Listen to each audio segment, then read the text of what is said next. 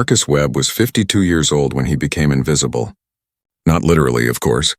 He could still see himself in the mirror every morning when he shaved. But to everyone else at the Whitmore Institute of Technology, he might as well have been a ghost. Every evening at exactly 6 o'clock, Marcus pushed his yellow cleaning cart through the long hallways of the science building. His cart made a familiar squeaking sound that echoed off the walls. Inside the cart were bottles of cleaning spray, rolls of paper towels, trash bags, and a mop that had seen better days.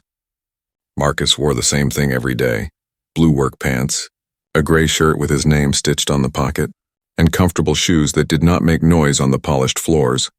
The professors walked past him without looking at his face. The students hurried by, eyes on their phones or lost in conversation. To them, Marcus was just part of the building, like the water fountains or the emergency exit signs. He had worked there for 15 years, and most people still did not know his name. But Marcus did not mind being invisible. In fact, he preferred it, because while everyone ignored him, he could see and hear everything. Marcus had not always been a custodian. When he was young, he dreamed of being a scientist. He loved reading about space, atoms, and the way the universe worked. In high school, his teachers said he was smart. They told him he should go to college and study science. Marcus believed them. He studied hard and got good grades. Then everything changed. The summer after high school, Marcus's mother got sick. Very sick. The doctors said she had cancer and needed treatment right away. The treatment was expensive. Very expensive. Marcus's father had died years before, and there was no one else to help. Marcus was 18 years old when he made his decision. Instead of going to college, he took the first job he could find. It was a cleaning job at the local university. The pay was not great, but it was steady. It came with health insurance that could help his mother. His mother fought the cancer for 3 years. Marcus worked every day, visiting her at the hospital whenever he could. He paid the bills and held her hand when she was afraid. In the end, she died anyway. Marcus was 21 years old and all his college dreams died with her. But he kept the cleaning job. What else could he do? He had no degree and no money saved. Years passed. Marcus moved from the university to the Whitmore Institute, where the pay was slightly better. He got his own small apartment. He lived a quiet, simple life except for one thing. Marcus never stopped learning. Every night after work, Marcus went to the public library. He borrowed books about physics, mathematics, and chemistry. At first, the books were hard to understand. The words were complicated and the equations looked like a foreign language. But Marcus was patient. He read slowly, looked up words he did not know, and practiced the math problems over and over. After a few years, the books started to make sense. Marcus learned about quantum mechanics, relativity, and particle physics. He read about Einstein, Hawking, and Feynman. He studied like other people watched television because it made him happy and helped him forget about the life he had lost. The best part about working at the Whitmore Institute was that Marcus could access their online library. The institute had subscriptions to every major science journal in the world. Late at night, sitting at his old computer in his small apartment, Marcus read the latest research papers. He learned what scientists were working on right now, what problems they were trying to solve, and that was how Marcus first learned about the quantum coherence problem. It started 3 years ago. Marcus was cleaning Professor Helena Reeves's office, a corner room on the 3rd floor with windows that looked out over the campus. Professor Reeves was the head of the quantum physics department. She was in her mid-40s with short dark hair that was starting to turn gray. She always looked tired, like she was carrying the weight of the world on her shoulders. On her whiteboard, written in blue and red marker, were pages and pages of equations. Marcus recognized them immediately. They were quantum mechanics equations, the kind that described how atoms and particles behaved at the tiniest scales. At the top of the whiteboard, Professor Reeves had written in capital letters, "Quantum coherence problem." Marcus stopped cleaning and stared at the board. He knew about this problem. He had read about it in several research papers. Scientists around the world were trying to solve it. If someone could figure it out, it would change everything. It would make quantum computers possible. Computers so powerful they could solve problems that normal computers could never handle. The problem was simple to explain, but incredibly hard to solve. In quantum physics, particles could exist in multiple states at once. An electron could spin both up and down at the same time. A photon could be in two places at once. This was called quantum superposition, and it was real. Scientists had proven it many times, but there was a catch. The moment you tried to observe or measure these particles, they collapsed into just one state. It was like the universe was playing a trick. You could not look at quantum superposition without destroying it. For quantum computers to work, scientists needed to keep particles in superposition long enough to do calculations. This was called maintaining quantum coherence. But every time they tried, outside forces like heat, vibrations, or stray electromagnetic fields would disturb the particles. The coherence would break and the calculations would fail. Scientists had been working on this for decades. They built special rooms that were colder than outer space. They used magnetic fields to isolate particles. They tried every trick they could think of. Nothing worked well enough. Professor Reeves had devoted the last 5 years of her life to solving this problem. Marcus knew this because he cleaned her office every night and saw the whiteboard change slowly over time. New equations appeared. Old ones got erased. Sometimes there were exclamation points that suggested excitement. More often, there were question marks that showed confusion.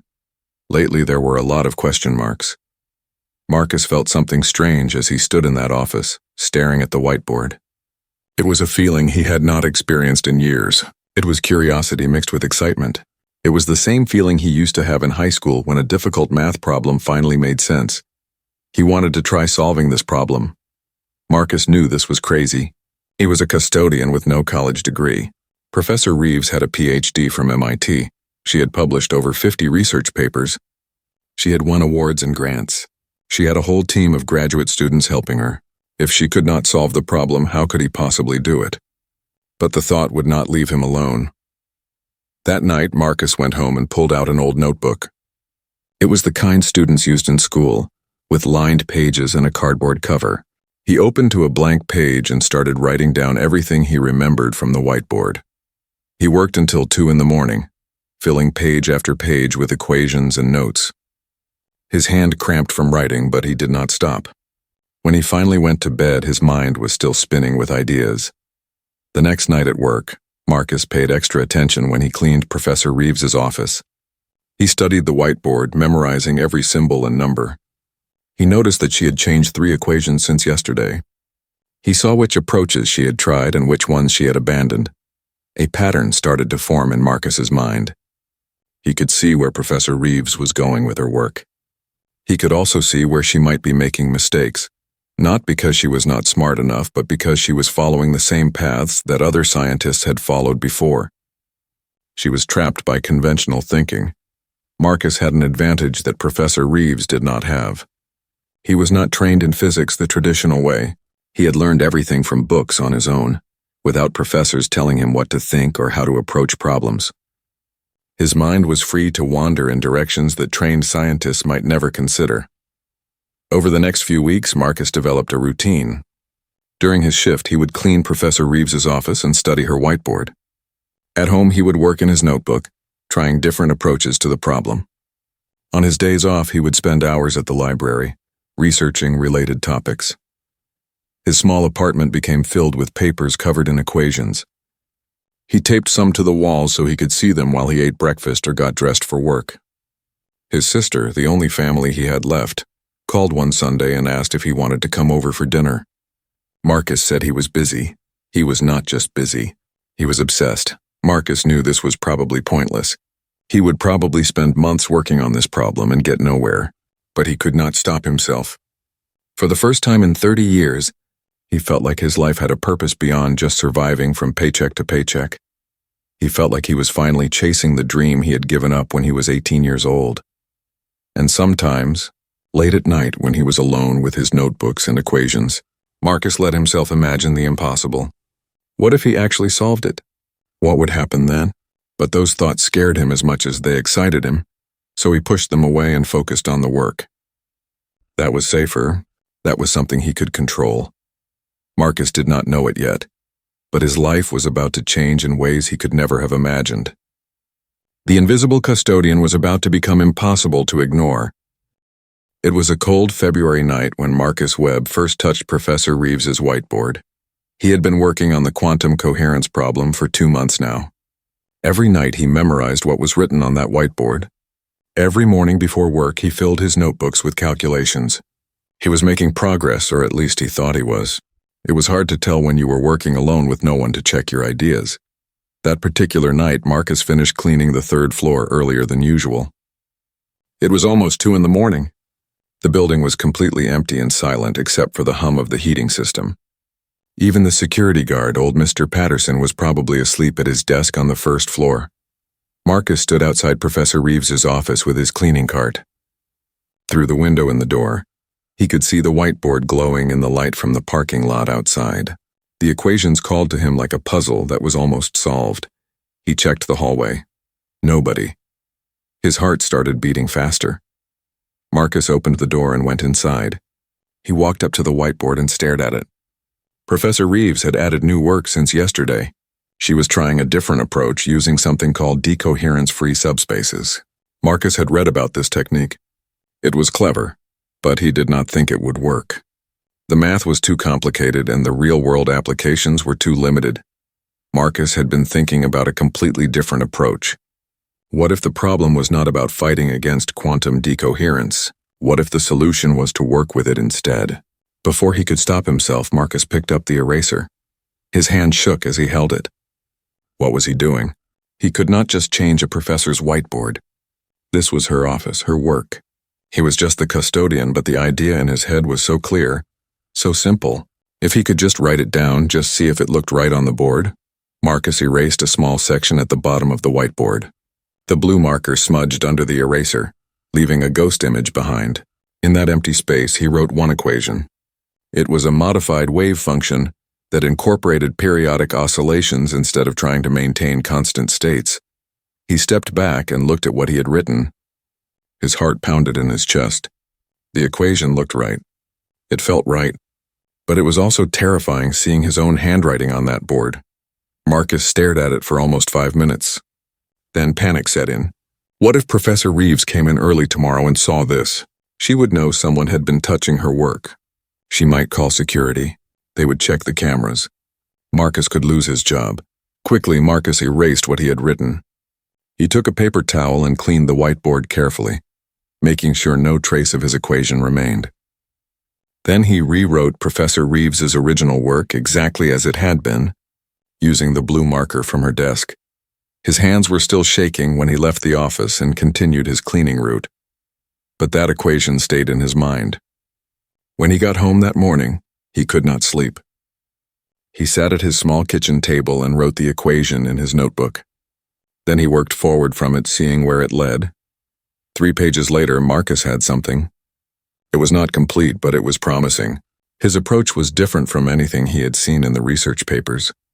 Instead of treating quantum coherence as something to preserve against all disturbances, his math suggested creating controlled disturbances, tiny oscillations that would actually help maintain coherence by giving the quantum system a kind of rhythm to follow. It was like the difference between trying to keep a spinning top perfectly still versus keeping it spinning. Fighting stillness was impossible, but maintaining motion might be easier.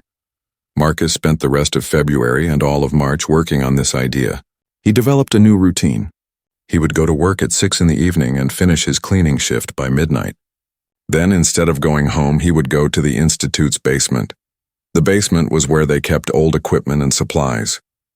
There was a small break room down there with a table, a coffee maker, and a microwave that barely worked. Nobody ever came down there at night. It was perfect. Marcus started bringing his notebooks to work. During his lunch break and after his shift, he would sit at that basement table and work on equations.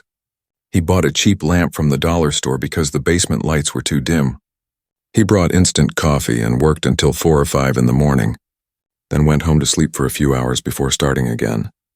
His sister, Rosa, noticed something was wrong when she visited his apartment one Sunday. She saw the papers taped to his walls, the notebooks stacked on every surface, the equations that meant nothing to her but clearly meant everything to her brother. "Marcus, what is all this?" she asked, worry in her voice. "Just something I am working on," Marcus said. "You look terrible. When was the last time you slept a full night?" Marcus could not remember. "I am fine, Rosa. You are not fine. You are obsessed with something." "What is it?" Marcus tried to explain, but how could he make her understand? How could he tell her that for the first time in 3 decades he felt alive again? That he was using his brain for something other than figuring out which cleaning supplies to order? Rosa did not understand. She thought he was having some kind of breakdown. "You need to rest," she said. "You need to take care of yourself." After she left, Marcus looked around his apartment. Maybe she was right. Maybe he was losing his mind. He was a 52-year-old custodian covered in papers and equations, barely sleeping, working on a problem that PhDs could not solve. But he could not stop. The problem had him now. In April, Marcus had a breakthrough. He was sitting in the basement at 3 in the morning, drinking his 4th cup of instant coffee, when he saw how all the pieces fit together. The oscillating fields, the wave functions, the coherence times, everything connected. He worked frantically, filling page after page. His handwriting got messier as he rushed to keep up with his thoughts. When he finally finished, the sun was coming up outside. Marcus had worked through the entire night without even noticing. He looked at what he had written. If he was right, and he was almost sure he was right, this was big. This was not just a small improvement on existing techniques. This was a completely new way of thinking about quantum coherence. But doubt crept in as the excitement faded. Who was he to think he had solved this? He was not a scientist. He had no degree, no credentials, no training. Maybe he had made a mistake somewhere. Maybe his math was wrong. Marcus decided to test his work. Over the next 2 weeks, he checked every equation, traced every logical step, looked for any errors. He found a few small mistakes and corrected them. But the main idea held up. As far as he could tell, his solution worked. Now he faced a different problem. What should he do with this? He could not just walk up to Professor Reeves and show her his notebooks. She would think he was crazy. Or worse, she might think he had somehow stolen her work. Nobody would take a custodian seriously about quantum physics. Marcus thought about sending his work to a scientific journal.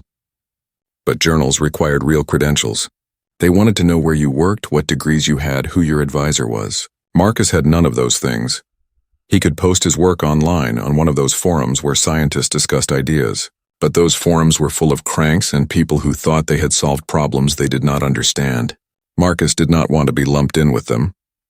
For days, Marcus carried his notebooks with him everywhere, unsure what to do. The solution burned in his bag like a secret that demanded to be told. One evening in early May, Marcus was cleaning Professor Reeves's office as usual. She was there, working late, sitting at her desk with her head in her hands. She looked exhausted, defeated. Her whiteboard had changed. Many of the equations were gone. In their place was a simple message written in red marker, "Dead end, start over." Marcus felt his heart sink. Professor Reeves had been working on this for 5 years. She had tried every approach she could think of, and now she was giving up. Through the office window, Marcus watched her stand up and gather her things. She looked at the whiteboard one more time, shook her head, and left. Marcus waited until her footsteps faded down the hallway. Then he stood in front of that whiteboard and stared at those 2 words. Dead end, start over. He thought about his notebooks. He thought about all those nights in the basement, all those hours of work. He thought about Professor Reeves's tired face and how much this problem meant to her. Marcus made a decision. He could not tell her directly who he was, but maybe he could help her anyway. That night, Marcus went to the Institute's computer lab on the 1st floor. The lab was open 24 hours for students, though nobody was there at 3 in the morning. He sat down at one of the public computers and opened a word processing program. Very carefully, Marcus typed up his solution. He explained his approach step by step, showing all the equations and all the reasoning behind them. He made it as clear as he could, writing in simple language that any physicist would understand. When he finished, the document was 12 pages long. Marcus read through it 3 times, checking for any mistakes. Then he printed it. The printer hummed in the silent room, spitting out page after page. Marcus gathered the warm papers and folded them carefully. On top, he wrote a simple note by hand. Perhaps this approach might help. From someone who admires your work. Marcus arrived for his evening shift at exactly 6 o'clock, just like always. He pushed his yellow cleaning cart through the main entrance and nodded at Mr. Patterson, the security guard. Everything seemed normal. Everything felt normal. But Marcus's stomach was tight with nervousness. It had been 8 hours since he left those papers in Professor Reeves's mailbox. Had she found them? Had she read them? What did she think? Marcus started his cleaning route on the first floor, but his mind was on the third floor. He moved slowly, wiping down tables and emptying trash cans without really paying attention. He kept glancing at the clock on the wall. Finally, at 7:30, Marcus could not wait anymore. He pushed his cart to the elevator and rode up to the third floor. As soon as the elevator doors opened, Marcus knew something was different. There were lights on in several offices. Voices echoed down the hallway. Usually by this time, the third floor was empty, except for maybe 1 or 2 graduate students working late. Marcus pushed his cart down the hallway, moving slowly. The voices were coming from Professor Reeves's office. Through the window in her door, Marcus could see several people crowded inside. Professor Reeves was at her whiteboard, writing furiously. 3 other professors stood watching her, talking excitedly. Marcus's papers were spread across her desk. His heart started pounding so hard he could hear it in his ears. They were reading his work, right now. And from the look on their faces, they were taking it seriously. Marcus pretended to clean the water fountain across from Professor Reeves's office. Nobody noticed him. They never did. He was invisible, which right now was exactly what he wanted to be. "This is incredible," one of the professors said. Marcus recognized him as Dr. James Whitmore, the head of the Applied Physics Department. "The math is absolutely sound. I have been checking it for the past hour." "But who sent it?" another professor asked. This was Dr. Sarah Kim, who specialized in theoretical physics. "Helena, you have no idea who this person is?" Professor Reeves shook her head. She looked excited and confused at the same time. "I found it in my mailbox this morning, just these papers and a short note. No name, no contact information, nothing." "Have you checked the security cameras?" Dr. Whitmore asked. "Yes. Mr. Patterson pulled the footage for me. Someone left the papers around 3 in the morning, but they kept their head down. We could not see their face. They wore a baseball cap and a jacket. Could have been anyone." Marcus had not worn a cap or jacket. They must have been looking at the wrong footage, or maybe the cameras had caught a student coming in to study. Either way, they had not identified him. "Forget who sent it for now," Dr. Kim said, tapping the papers on the desk. "The important thing is whether this solution actually works. Helena, you have been working on this problem for 5 years. What do you think?" Professor Reeves was quiet for a moment. She stared at the whiteboard where she had written out Marcus's main equations in her neat handwriting. "I think," she said slowly, "that whoever wrote this is either a genius or a very talented crank. The approach is completely different from anything I have seen in the literature. Instead of fighting quantum decoherence, this method works with it. It uses controlled oscillations to maintain coherence. Like keeping a top spinning instead of keeping it still, Dr. A. Whitmore said, nodding. "Exactly," Professor Reeves said. She sounded surprised that he had understood so quickly. "The math suggests that these micro-oscillations actually stabilize the quantum states by giving them a rhythm to follow. It is counterintuitive, but the equations are solid. So we test it," Dr. Kim said. "We run experiments and see if it works in practice." "Already started," Professor Reeves said, turning back to her computer. "I sent the parameters to the quantum lab. They are setting up the equipment now. We should have initial results by tomorrow morning." Marcus felt dizzy. They were going to test his solution in a real laboratory with real equipment. Tomorrow they would know if his months of work were brilliant or completely wrong. He forced himself to keep moving. He pushed his cart past Professor Reeves's office and continued down the hallway. His hands were shaking so badly that he nearly dropped his spray bottle. That night, Marcus could not focus on his work. He cleaned on autopilot, his mind spinning with possibilities. What if the experiments worked? What if they did not? What would happen either way? He wanted to go down to the quantum lab and watch, but he could not. The lab was in the basement, in a restricted area where custodians were not allowed. The equipment there was too sensitive and expensive. Marcus had never been past the security door. At midnight, Marcus finished his shift. But instead of going home, he went to the break room in the regular basement. He sat at the table where he had spent so many nights working on the problem. Now there was nothing to do but wait. Marcus tried to sleep on the uncomfortable couch in the break room, but he could not. Every time he closed his eyes, he saw equations and oscillating quantum fields. He wondered if Professor Reeves was sleeping, or if she was as anxious as he was. At 6 a.m, Marcus gave up on sleep. He left the institute and drove home. He took a shower and changed clothes, but he did not feel better. He felt exhausted and wired at the same time. Marcus knew he should stay home and rest, but he could not. At noon, he drove back to the institute and parked in the visitor's lot. He walked into the building and went to the library on the second floor. The library was public, open to anyone. Students and visitors used it all the time. Nobody would question why he was there. From a table near the window, Marcus had a clear view of the third floor across the courtyard. He could see into some of the offices, including Professor Reeves's. He sat there with a book open in front of him, pretending to read, while he watched and waited. At 2 p.m, Marcus saw movement. Professor Reeves came out of the elevator on the third floor with Dr. Whitmore and Dr. Kim. They were walking fast, talking animatedly. They went into Professor Reeves's office. Marcus could see them through the window. They were smiling. Professor Reeves was laughing and hugging Dr. Kim. Dr. Whitmore was on his phone, calling someone. It worked. Marcus knew it before they said a word.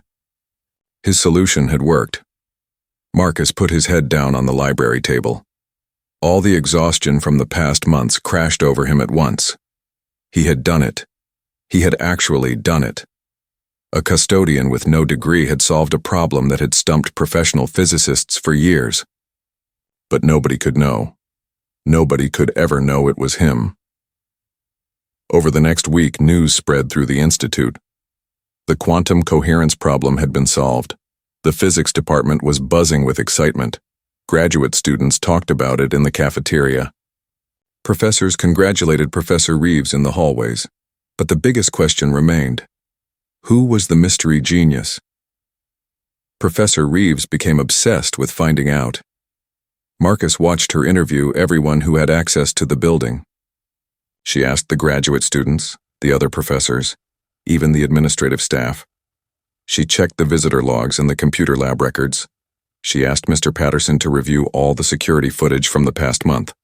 She never thought to ask the custodian. Marcus cleaned her office every night and listened to her phone calls. He heard her talking to colleagues at other universities, asking if they knew anyone brilliant who might have sent the solution. She contacted former students who had moved away. She even hired a handwriting analyst to look at the brief note he had written. Nothing led back to Marcus. He had been careful. And even if he had not been careful, who would suspect him? He was just the man who emptied the trash and mopped the floors. The media picked up the story in the second week. A reporter from the local newspaper came to interview Professor Reeves. Then a science journalist from a national magazine called. Soon, the story was everywhere. Anonymous genius solves impossible physics problem. The internet went crazy with speculation. Some people thought it was a famous physicist who wanted to give credit to others. Some thought it was a former student with a grudge. One conspiracy theory suggested it was an artificial intelligence that had become self-aware. Nobody guessed it was the custodian. Marcus found the attention both thrilling and terrifying. He was proud of his work, proud that the solution was helping advance science. But he was also scared. What if someone figured out it was him? What would happen then? He started having dreams about being exposed. In the dreams, he would be cleaning Professor Reeves's office when suddenly she would point at him and say, "It was you. You are the one." Then everyone would stare at him, and he would not know what to say. Marcus told himself he should be happy just knowing he had solved the problem. That should be enough. He did not need credit or recognition. He had never done this for fame anyway. He had done it because he loved the challenge, because it made him feel alive. But deep down, a small part of Marcus wanted people to know. He wanted his sister Rosa to know that her brother was not just a custodian. He wanted his old high school teachers to know that the smart kid they once believed in had not wasted his potential. He wanted the world to know that intelligence and worth were not determined by job titles or college degrees. Still, Marcus stayed silent. The risk of speaking up seemed too great. What if people did not believe him? What if they thought he had stolen the solution from somewhere? What if they got angry at him for deceiving everyone? By the third week after his papers appeared, something new started happening. The physics department was preparing to publish Professor Reeves's experimental results in a major journal. They had successfully tested Marcus's solution in the laboratory multiple times. The results were perfect. The method worked exactly as predicted. But Dr. James Chen, a visiting researcher from Beijing, heard about the anonymous solution and made an accusation. Marcus was cleaning the conference room one evening when he overheard the conversation. Dr. Chen was talking loudly on his phone in the hallway, speaking in English with a heavy accent. "That solution is based on my unpublished research," Dr. Chen said. "I worked on oscillating quantum fields last year. Someone must have stolen my notes when I visited for the conference." Marcus froze. This was a lie. Marcus had developed his solution completely independently. He had never seen Dr. Chen's research, had never even heard of the man before he arrived at the institute 2 weeks ago. But Marcus could not prove that. He had no way to show that his work was original without revealing who he was. The accusation created chaos in the physics department. Professor Reeves was horrified. Dr. Whitmore demanded that Chen provide evidence. Dr. Kim suggested they contact the university's ethics board. Dr. Chen could not provide evidence because there was none. But the accusation itself was enough to create doubt. Some people started questioning whether the anonymous solution was legitimate. Maybe it had been stolen. Maybe the whole thing was a fraud. Professor Reeves took it the hardest. She had been so excited about the discovery, so proud to be part of advancing science. Now her reputation was being questioned. People whispered that maybe she had faked the anonymous donor to steal credit from others. Marcus watched her become more and more stressed. She stopped smiling. She looked tired all the time. She snapped at graduate students who did not deserve it. The joy had gone out of her work. Marcus felt terrible. This was his fault. His solution was causing problems instead of solving them. If he had just stayed quiet, if he had never left those papers, none of this would be happening. One Thursday evening, 3 weeks after the accusation, Marcus came to clean the conference room after a long meeting. The room was empty now, but there were coffee cups and papers scattered everywhere. Marcus began gathering the cups and wiping down the table. That was when he heard crying. Marcus looked through the window into Professor Reeves's office across the hall. She was sitting at her desk with her head in her hands crying. She was alone. It was past 8 o'clock and everyone else had gone home. Marcus stood frozen in the conference room. He had seen Professor Reeves frustrated before, seen her tired and stressed. But he had never seen her cry. She looked up briefly, wiping her eyes with the back of her hand. For a moment, Marcus thought she saw him through the window, but she just put her head back down and kept crying. Marcus stood in the conference room, watching Professor Reeves cry, and something inside him broke. For 3 weeks, he had told himself that staying anonymous was the right choice. He had convinced himself that his identity did not matter, that the important thing was the solution itself. But now he saw what his silence was causing. An innocent person was suffering because he was too afraid to speak up. Marcus set down the coffee cups he had been holding. His hands were not shaking anymore. For the first time in weeks, he felt calm, clear. He knew what he had to do. He walked out of the conference room and crossed the hallway to Professor Reeves's office. He knocked on the doorframe. She looked up, startled. Her eyes were red from crying, and she quickly tried to wipe her face. "I am sorry," she said, her voice rough. "I did not know anyone was still here." Marcus stepped into the office. "Are you okay?" he asked. Professor Reeves gave a weak laugh. "Just a bad day. Well, a bad few weeks, actually." She looked at him with tired eyes.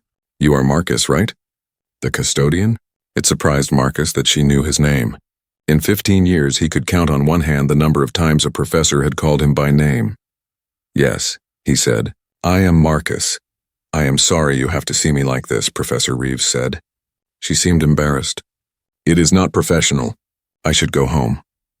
"The problem," Marcus said quietly, "was that everyone assumed quantum systems needed to be forced into coherence. But really, they needed to be guided through oscillating fields that respected their natural uncertainty. The words hung in the air between them. Professor Reeves stared at Marcus. Her mouth opened slightly, but no sound came out. She looked at him like she was seeing him for the very first time. "What did you just say?" she whispered. Marcus felt his heart beating hard in his chest. There was no going back now. "The solution you received? The anonymous papers. I wrote them." Professor Reeves stood up from her desk so quickly that her chair rolled backward and hit the wall. "You, what?" "I know it sounds impossible," Marcus said. "I know you have no reason to believe me. But I have been reading physics books for 30 years. I saw your whiteboard every night when I cleaned your office. I worked on the problem for months. I am the one who left the papers in your mailbox." Professor Reeves just stared at him. Marcus could not tell what she was thinking. Was she angry, confused? Did she think he was lying? "I can prove it," Marcus said quickly. He pulled his old notebook from his work bag. "I wrote everything down. All my work, all the dead ends I tried first. It is all here." He opened the notebook and showed her pages covered in equations and notes. Professor Reeves took the notebook with shaking hands. She flipped through the pages, her eyes scanning the work. Marcus watched her face as she read. "This is," she started, then stopped. "These calculations, the approach," she looked up at Marcus. "You really did this?" "Yes, but how? I mean, do you have a physics degree? Did you study somewhere?" "No," Marcus said. "I never went to college. I just read books. A lot of books." Professor Reeves sat down slowly, still holding his notebook. She looked shocked, like someone had just told her that gravity did not exist. "I do not understand." "You are a custodian." "I clean buildings, yes," Marcus said, "but that is not all I am." Professor Reeves was quiet for a long moment. She kept looking from the notebook to Marcus and back again, like she could not connect the two things in her mind. Finally she said, "Why did not you tell anyone before? Why stay anonymous? Who would have believed me?" Marcus said, "I have no credentials, no degree. I am just the custodian. If I had come to you and said I solved your problem, you would have thought I was crazy." Professor Reeves opened her mouth to argue, then closed it. Because she knew he was right. If Marcus had approached her 3 weeks ago, she would not have listened. She would have politely told him she was busy and sent him away. "Why are you telling me now?" she asked. "Because of Dr. Chen," Marcus said. "His accusations are hurting you. People are questioning your work, your integrity. I could not stay quiet anymore. It is not fair to you." Professor Reeves looked at him with something like wonder in her eyes. "You solved a problem I have been working on for 5 years. A problem that dozens of researchers around the world have tried to solve. And you did it on your own, with no equipment, no funding, no team. Just books and notebooks. And your whiteboard," Marcus added with a small smile. "I learned a lot from watching your work." Professor Reeves laughed. It was a real laugh this time, not the bitter sound from earlier. "I need to call Dr. Whitmore and Dr. Kim. They need to hear this. Can you wait here? Just for a few minutes?" Marcus nodded. Professor Reeves left the office, still carrying his notebook. Marcus could hear her in the hallway talking on her phone. She sounded excited now instead of sad. Marcus sat down in the chair by her desk. He felt strange, lighter somehow. The secret that had been weighing on him for weeks was finally out. Whatever happened next, at least he had told the truth. 15 minutes later, Professor Reeves returned with Dr. Whitmore and Dr. Kim. They both looked skeptical, like they did not quite believe what Professor Reeves had told them. "Marcus," Dr. Whitmore said slowly, "Helena tells us that you are claiming to be the author of the anonymous solution." "I am not claiming," Marcus said. "I am the author. Can you prove this?" Dr. Kim asked. She was not being rude, just careful. As a scientist, she needed evidence. "Yes," Marcus said. He took his notebook from Professor Reeves and opened it to a specific page. "This is where I first had the idea about oscillating fields. The date is here, February 14th. This page shows my early calculations. They were wrong at first. I made several mistakes."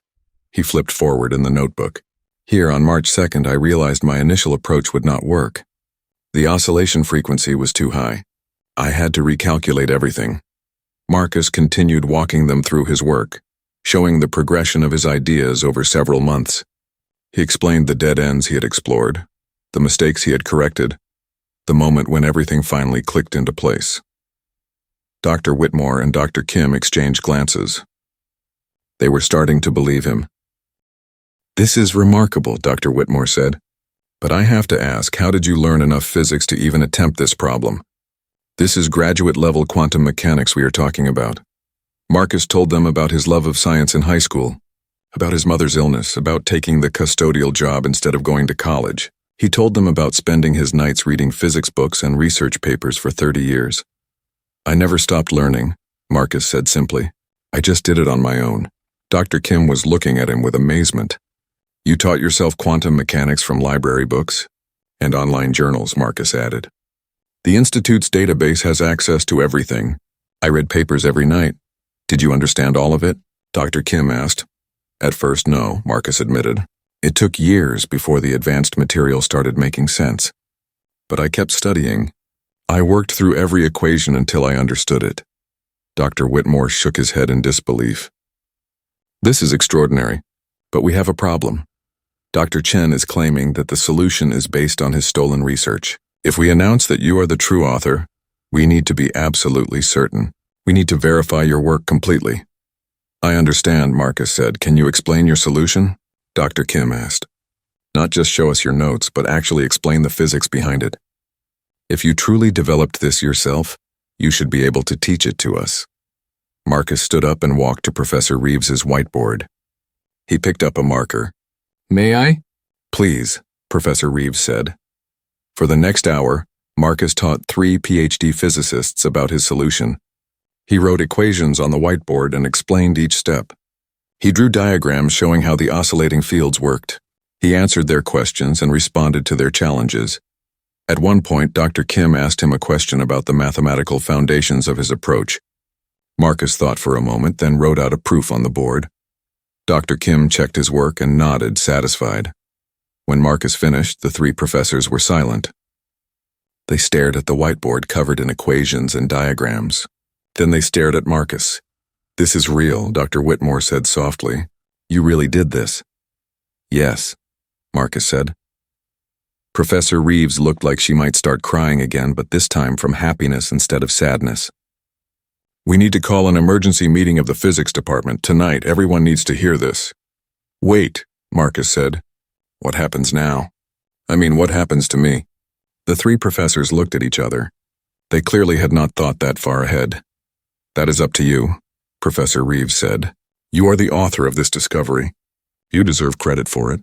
We can prepare a statement, hold a press conference, tell the world who solved the quantum coherence problem." Marcus felt panic rising in his chest. "A press conference? No, I do not want that. I just wanted Dr. Chen to stop lying. I wanted to clear your name." "But Marcus," Dr. Kim said gently, "this is important. You have made a significant contribution to science. People should know." "People will think I am a joke," Marcus said. "A custodian who thinks he is a physicist. The media will make fun of me." "Or," Dr. Whitmore said, "they will see you as an inspiration, living proof that education and intelligence can come from anywhere." Marcus was not convinced, but he was too tired to argue anymore. "Can I think about it? Just for a day or 2? "Of course," Professor Reeves said. "But we do need to address Dr. Chen's accusations soon. We cannot let his lies continue." They agreed to meet again in 2 days to decide how to proceed. In the meantime, they would keep Marcus's identity secret. Only the 3 professors and Marcus would know the truth.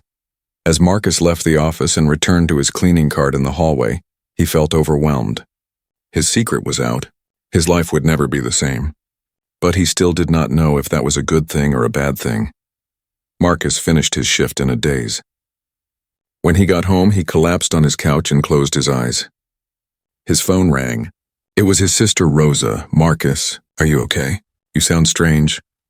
"Rosa," Marcus said, "something happened today. Something big. What is it?" "Are you in trouble?" "No, not trouble exactly." Marcus took a deep breath. "You know how I have been working on that physics problem? I solved it, Rosa, and today I told people it was me." There was silence on the other end of the phone. Then Rosa said, "What do you mean you told people?" Marcus explained everything. When he finished, Rosa was quiet for a long time. Rosa finally spoke. You are telling me that my brother, who cleans floors for a living, just solved some huge physics problem that scientists could not figure out? Yes, Marcus said. And you are about to become famous? Maybe, Marcus said. I do not know. I am scared, Rosa. Of course you are scared, Rosa said. This is crazy. But Marcus, this is also amazing. Do you understand what you have done? You proved that you are brilliant. You proved that all those years of studying were not for nothing. Marcus had not thought about it that way. He had been so focused on the problem itself that he had not considered what solving it meant about him as a person. What should I do? Marcus asked. Whatever you think is right, Rosa said. But Marcus, do not hide anymore. You have been invisible for too long. After talking to Rosa, Marcus tried to sleep but could not. He kept thinking about what would happen when people found out. Would they respect him or laugh at him? Would anything really change, or would he just be the custodian with a strange hobby? 2 days later, Marcus met with Professor Reeves, Dr. Whitmore, and Dr. Kim again.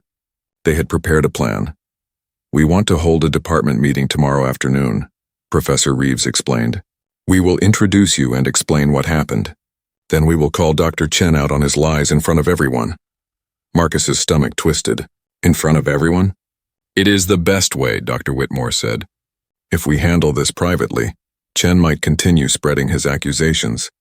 But if we expose the truth publicly, with you present to verify your work, he will have no choice but to back down. What if people do not believe me? Marcus asked. Then you will prove it to them, Dr. Kim said. The same way you proved it to us. Show them your notebooks. Walk them through your reasoning. Anyone who understands the physics will see that you are legitimate. Marcus wanted to say no. He wanted to go back to being invisible, to cleaning floors and reading books in peace. But he thought about Professor Reeves crying in her office. He thought about Dr. Chen's lies damaging innocent people. He thought about Rosa telling him not to hide anymore. Okay, Marcus said. I will do it. The next afternoon, Marcus put on his best clothes. He did not own a suit, but he had a clean pair of khaki pants and a button-up shirt. He looked at himself in the mirror and barely recognized the nervous man staring back. Marcus arrived at the institute at 3 o'clock. The department meeting was scheduled for 3:30 in the main conference room. Professor Reeves met him at the entrance. Are you ready? She asked. No, Marcus said honestly. Professor Reeves smiled. That makes 2 of us, come on. We will face this together. The conference room was on the 2nd floor. As they walked through the hallways, Marcus saw students and professors heading in the same direction. Word had spread that there would be an important announcement about the quantum coherence problem. When Marcus entered the conference room, he was shocked by how many people were there. Every seat was filled and people lined the walls. There had to be at least 50 people crammed into the space. Marcus recognized some faces from cleaning their offices over the years. They looked right through him, not recognizing him out of his custodian uniform. Dr. Chen was there too, sitting in the front row with his arms crossed. He looked smug, confident. He had no idea what was about to happen. Professor Reeves walked to the front of the room. Dr. Whitmore and Dr. Kim joined her. The room slowly fell silent. Thank you all for coming, Professor Reeves began. As you know, 3 weeks ago I received an anonymous solution to the quantum coherence problem that my team and I have been working on for years. The solution has been tested and verified. It works perfectly, people nodded. Everyone knew this part of the story. However, Professor Reeves continued, Dr. Chen has accused this anonymous work of being stolen from his research. This accusation has created doubt about the legitimacy of the discovery. Today we are here to resolve this issue once and for all. Dr. Chen sat up straighter, looking pleased with himself.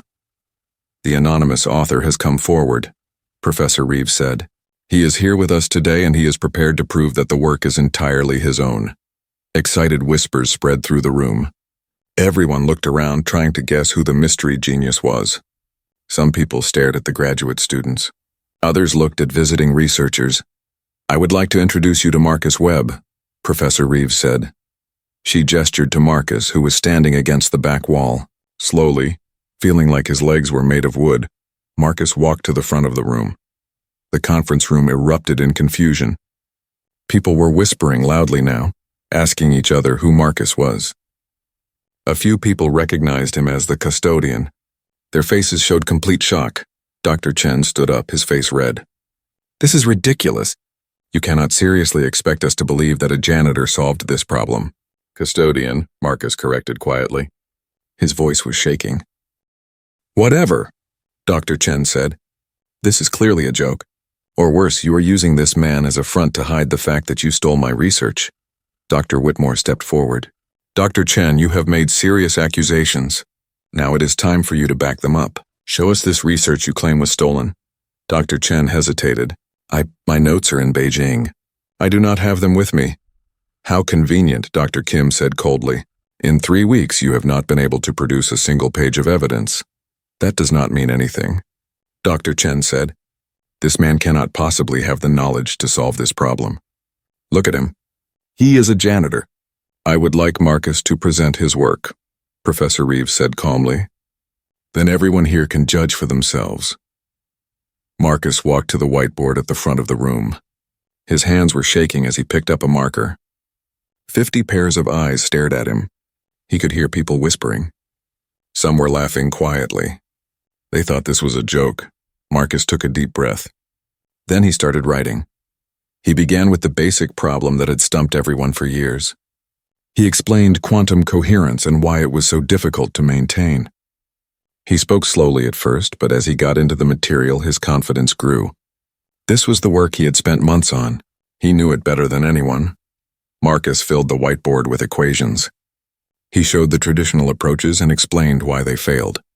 Then he introduced his oscillating field method. He demonstrated the mathematics step by step, showing how it solved the coherence problem. The room had gone completely silent. People were leaning forward in their seats trying to follow along. Graduate students were taking notes. Some professors had their phones out taking pictures of the whiteboard. Dr. Chen sat with his mouth open, unable to speak. Any questions? Marcus asked when he finished. Hands shot up around the room. For the next 30 minutes, Marcus answered questions about his work. Some questions were technical, about specific equations. Others were about his methodology, how he had developed his ideas. Marcus answered them all clearly and completely. Finally, an older professor in the back raised his hand. Marcus recognized him as Dr. Robert Harrison, who had taught at the Institute for 40 years. Young man, Dr. Harrison said, I have a simple question. Where did you learn quantum mechanics? From books, Marcus said. I have been reading physics textbooks for 30 years. I started with basic books from the library and worked my way up to graduate-level material and research papers. And you understood all of it? Dr. Harrison asked. Not at first, Marcus admitted. It took years, but I kept studying. I worked through every problem, every equation. If I did not understand something, I would read about it from different sources until it made sense. Dr. Harrison nodded slowly. I have been teaching physics for 4 decades. I have had thousands of students. And I can tell you that what you have demonstrated here today shows a deeper understanding than most people with PhDs. You are self-taught? Yes, sir. Remarkable, Dr. Harrison said. Then he started clapping, others joined in. Soon, most of the room was applauding. Not everyone. Some people still looked skeptical, but many were convinced. Dr. Chen stood up and stormed out of the room without saying another word. His accusations had been exposed as lies, and he knew it. After the meeting ended, people crowded around Marcus. Some wanted to congratulate him. Others wanted to ask more questions about his work. A few professors apologized for not noticing his abilities before. Professor Reeves pulled Marcus aside. You did wonderfully, she said. I am so proud of you. What happens now? Marcus asked. Now we tell the world, Professor Reeves said. The next morning, the Institute held a press conference. Marcus sat at a table with Professor Reeves, Dr. Whitmore, and Dr. Kim. Reporters filled the room, cameras flashing. Professor Reeves told the story of how Marcus had solved the problem. Marcus showed some of his work and answered questions from reporters. The questions were easier than the ones from the physics professors the day before. By that evening, Marcus's story was everywhere. News websites ran headlines like, Custodian genius solves physics problem and self-taught man beats scientists at their own game. The story spread on social media. Videos of Marcus explaining his work went viral. Marcus's phone would not stop ringing. Reporters wanted interviews. Television shows wanted him as a guest. Someone from a publishing company called and asked if he wanted to write a book. It was overwhelming. Marcus felt like he was drowning in attention. He could not go anywhere without being recognized now. People stopped him at the grocery store to take selfies with him. 3 days after the press conference, Marcus was sitting in his apartment trying to process everything when his phone rang. It was Dr. Whitmore. "Marcus, can you come to the Institute tomorrow morning? There is someone who wants to meet you." "Who?" Marcus asked. "The president of the Institute," Dr. Whitmore said. "She has a proposal for you." The next morning, Marcus sat in the president's office. President Sarah Mitchell was a woman in her 60s with white hair and sharp, intelligent eyes. She had been the president of Whitmore Institute for 10 years. "Mr. Webb," she said, "what you have accomplished is extraordinary. You have solved a problem that has implications for the future of technology. You have also proven something important about education and human potential." "Thank you," Marcus said, not sure where this was going. "I have been thinking about your story," President Mitchell continued. "You represent thousands of people who never got the chance to pursue their education because of circumstances beyond their control. People with ability and intelligence who work jobs that society does not value." Marcus nodded. President Mitchell leaned forward in her chair. "I want to use your story to make a difference. I want to create a program for people like you. People who never got the chance to go to college but have the desire and ability to learn." Marcus felt his heart beat faster. "What kind of program?" "Scholarships and night courses for working adults," President Mitchell said. "Free education for people who want to study but cannot afford to quit their jobs. Flexible schedules, support systems, a real chance for people to change their lives through education." "That sounds wonderful," Marcus said. "I want to name it after you," President Mitchell said. "The Webb Initiative. You would be the face of the program. Your story would inspire others to apply." Marcus was quiet for a moment. A program named after him. It felt strange. He had been invisible for so long, and now his name would be on something important. "There is more," President Mitchell said. "I would like to offer you a position here at the Institute. Not as a custodian, although you can keep that job if you want it, but as a special student and research assistant. You would take classes during the day and help with research in the quantum physics department. We would pay you a salary. You could finally get your degree." Marcus could not speak. He felt tears building in his eyes. This was the opportunity he had dreamed about when he was 18 years old. The opportunity he thought he had lost forever. "I am 52 years old," Marcus finally said. "Is it not too late for me to become a student?" "It is never too late to learn," President Mitchell said firmly. "And frankly, Marcus, you have already proven that you can do the work. You taught yourself quantum mechanics. Getting a formal degree will just be making official what you already know." Marcus thought about his mother. She had wanted him to go to college so badly. She had been so proud of his intelligence. If she were alive, what would she say about this moment? "Yes," Marcus said. "Yes, I will do it," President Mitchell smiled. "Excellent. We will start the paperwork immediately. Classes begin in 2 weeks." When Marcus left the president's office, he felt like he was floating. He called Rosa right away. "They offered me a scholarship," he told her. "I'm going to be a student. At 52 years old, I am finally going to college," Rosa cried on the phone. Happy tears this time. "Mom would be so proud of you," she said. "I know," Marcus said softly. The Webb Initiative launched 1 month later with a big ceremony. 25 students were accepted into the first class. They were janitors, security guards, cafeteria workers, administrative assistants, people who worked at the Institute but had never been able to afford college. Now they had a chance. Marcus attended the ceremony and spoke to the new students.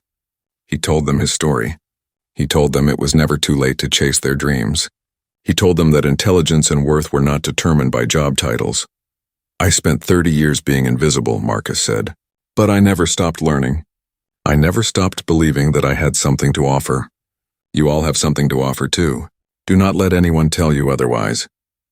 The students gave him a standing ovation. Marcus started taking classes 2 weeks later. It felt strange at first, sitting in a classroom at his age. He was older than all the other students, even older than some of the professors. But once the lectures started, Marcus felt at home. This was where he belonged. His professors quickly realized that Marcus was not a typical student. He already knew most of the material in the introductory classes. They moved him to advanced courses, where he could actually learn new things. Marcus loved every minute of it. But Marcus did not give up his custodian job completely. He cut his hours down to 3 nights a week. The money helped, and besides, he had grown to enjoy the work. There was something peaceful about cleaning late at night when the building was quiet. It gave him time to think. Sometimes other custodians would ask him why he still pushed a cleaning cart when he was famous now. Marcus always said the same thing. This job gave me a chance when I needed it most. I will not abandon it just because things are better now. The quantum coherence solution continued to make waves in the scientific community. Within 6 months, 3 different companies were working on building quantum computers using Marcus's method. The technology worked even better in practice than the theory had predicted. Marcus was invited to conferences around the world to present his work. He co-authored papers with Professor Reeves and other researchers. Academic journals that had never heard of him before were now publishing his ideas. Dr. Chen quietly left the institute and returned to Beijing. Nobody heard from him again. Professor Reeves later told Marcus that Chen had a history of taking credit for other people's work. His career was essentially over now that everyone knew what he had done. Professor Reeves and Marcus became good friends. She became his mentor, guiding him through the world of academic physics. She introduced him to other researchers and helped him understand how scientific collaboration worked. "You have a gift," she told him one day. "You see problems in ways that trained scientists do not. You are not limited by conventional thinking." "Is that because I am self-taught?" Marcus asked. "Partly," Professor Reeves said, "but also because of who you are. You are humble. You listen. You are not afraid to admit when you do not know something. Those are rare qualities in academia." A year after revealing his identity, Marcus was awarded an honorary doctorate from the institute. He stood on stage in a cap and gown, something he never imagined he would wear. The audience was filled with students, professors, and reporters. Rosa sat in the front row crying and smiling at the same time. "Dr. Marcus Webb," President Mitchell said as she handed him the diploma, "for your groundbreaking contributions to quantum physics and for inspiring countless people to pursue education against all odds." The crowd gave him a standing ovation that lasted several minutes. Marcus looked out at all those faces, and he thought about the invisible custodian he had been just 1 year ago. That person seemed like someone from another lifetime. But Marcus had not really changed. He was still the same man who loved learning, who worked hard, who stayed humble. The only difference was that now people could see him. 2 years after solving the quantum coherence problem, Marcus completed his bachelor's degree in physics. He was 54 years old. He decided to continue and pursue a master's degree. Why stop now? The Webb initiative grew rapidly. Hundreds of working adults applied each year. The program expanded to include online courses and partnerships with other universities. Students from all over the country could now access free education while keeping their jobs. Marcus received letters from students all the time. They told him how his story had changed their lives. A single mother working as a nurse's aide was now studying to become a doctor. A security guard was getting a degree in computer science. A cafeteria worker was learning to be an engineer. "You showed us it was possible," one student wrote. "You showed us that we matter." Marcus kept all these letters in a box in his apartment. On difficult days, when he felt overwhelmed by everything that had happened, he would read them and remember why he had spoken up in the first place. 3 years after the press conference, the first quantum computer based on Marcus's solution was completed. It was a massive achievement for science and technology. The computer could solve complex problems in seconds that would take traditional computers thousands of years. Marcus was invited to the unveiling ceremony. He stood next to the machine, a huge apparatus filled with supercooled quantum processors, and felt amazed that his ideas from those late nights in the basement had led to this. A reporter asked him, "How does it feel to see your theoretical work become reality?" Marcus thought about the question. "It feels like proof," he said finally. "Proof that education should be available to everyone. Proof that intelligence exists in unexpected places. Proof that we should never give up on our dreams, no matter how impossible they seem." The reporter smiled. "That is a good answer." Marcus still worked as a custodian 3 nights a week, even though he did not need the money anymore. The institute had offered him a full-time position as a researcher with a good salary. But Marcus liked keeping one foot in both worlds. On Tuesday and Thursday nights, he taught an evening class for Webb Initiative students. On Wednesday nights, he pushed his cleaning cart through the science building, just like he had done for 15 years. Students and professors greeted him by name now. They asked about his research. They invited him to lunch. Marcus was no longer invisible, but sometimes, late at night when the building was quiet, Marcus would stop in front of a whiteboard covered in unsolved equations. He would stare at the problems, letting his mind wander through possibilities.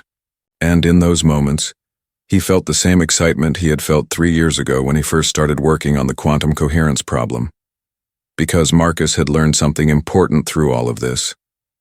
Solving one problem did not mean his journey was over. There would always be new questions to answer, new mysteries to explore. The joy was not in becoming famous or respected. The joy was in the work itself, in the pure act of learning and discovering. One evening, Marcus was cleaning the physics department when he noticed a new graduate student working late in her office. She looked frustrated, staring at her whiteboard covered in crossed-out equations. Marcus recognized that look. He had worn it himself many times. He knocked on her doorframe. She looked up startled. "Sorry to bother you," Marcus said. "I am Marcus Webb. I work here." "I know who you are," the student said. "You are kind of famous," Marcus smiled. "I also used to be a custodian. I spent a lot of time looking at whiteboards late at night. Sometimes a fresh perspective helps. Would you like to tell me about your problem?" The student hesitated, then nodded. For the next hour, Marcus listened as she explained her research. He asked questions and offered suggestions. He did not solve her problem, that was for her to do, but he helped her see it from a new angle. When Marcus finally left her office, the student was back at her whiteboard, writing with new energy. She thanked him 3 times. Walking back to his cleaning cart, Marcus felt happy. This was what it was all about. Not fame or recognition, but helping others the way books and teachers had once helped him. Marcus finished his shift and headed home.